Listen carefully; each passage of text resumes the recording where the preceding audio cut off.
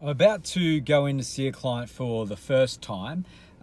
This is one, everyone's got their own ideas on what they think is rich, or what is the level where you can get involved, where you can buy investment properties, or where you don't need to buy investment properties, or you don't need to do anything. This client has a house worth a little over $1 million, but they do have a $650,000 loan against it. But then they have a combined income of about $220,000 a year. So for some, that would be considered very wealthy, and they wouldn't need any help with anything.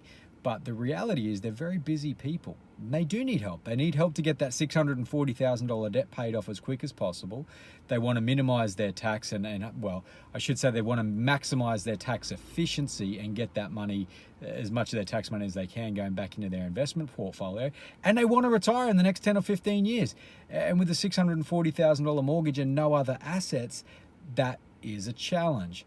So I'll be going in there looking at, how can we build their portfolio over the next few years, really get some capital gain over the long term before they retire, but ultimately get the mortgage paid off and create a passive income.